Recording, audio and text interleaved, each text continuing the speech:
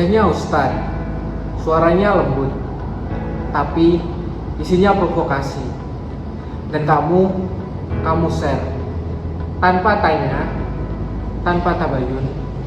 Selamat datang. Gimana dosa bisa viral dan akal sehat ditinggal? Tahun 2025, hoax bukan lagi soal salah ketik, tapi soal teknologi yang bisa menipu mata, telinga, dan nurani. Kominfo mencatat lebih dari 2000 hoax berbasis AI terbesar di TikTok, WhatsApp, dan X. Ada yang pakai wajah tokoh agama, ada yang pakai suara pejabat, bahkan ada yang pakai wajah kamu untuk menyebar kebohongan. Dan yang paling sering kena, kita anak muda yang katanya paling melek digital, tapi ternyata paling gampang dibohongi. Hoax itu bukan cuma salah info, tapi salah arah hidup yang memecah belah, yang memanipulasi, yang membuat kita percaya pada yang salah. Dan lebih parahnya lagi, kita ikut menyebarkannya karena kita suka yang viral, karena kita lebih peduli cepat daripada tepat, karena kita lebih takut ketinggalan info daripada ketinggalan akal. NU ngajarin kita baik, cek dulu sebelum percaya. Tawasud jangan ekstrim, tasawuf jangan benci, iktidal jangan berat sebelah. Tapi medsos yang ngajarin kita, siapa cepat dia viral, siapa marah duluan dia trending, siapa paling nyinyir dia paling didengar. Pertanyaannya, kamu mau ikut NU atau ikut algoritma? AI itu merupakan alat, bisa membantu kamu membuat konten, bisa membantu kamu belajar, namun juga bisa membantu kamu menyesatkan orang lain.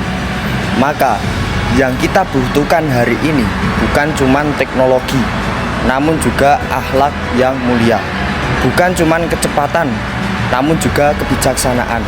Karena di zaman ketika suara bisa dipalsukan, yang asli tinggal satu, yaitu niat baik dan akal sehat.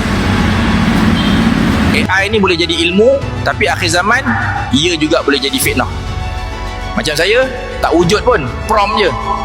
Masa depan Islam dan AI ni satu benda yang kita perlu tengok betul-betul, bukan hanya pandang sepi sahaja. Wanita perlu mempunyai kesedaran dan sentiasa bersedia menghadapi apa juga teknologi sedia ada dan akan mendatang. Ramai yang takut dengan AI. Apa pendapat Ustaz? Jangan takut, cuba lihat baik buruk AI sebaik mungkin untuk kebaikan umat manusia. Ini baru tahun 2025 loh.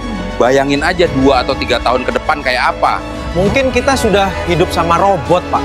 Gimana nggak takut, Bu? Kita aja ini dibuat hanya dengan prompt. Mau makin ngeri ya, Bu?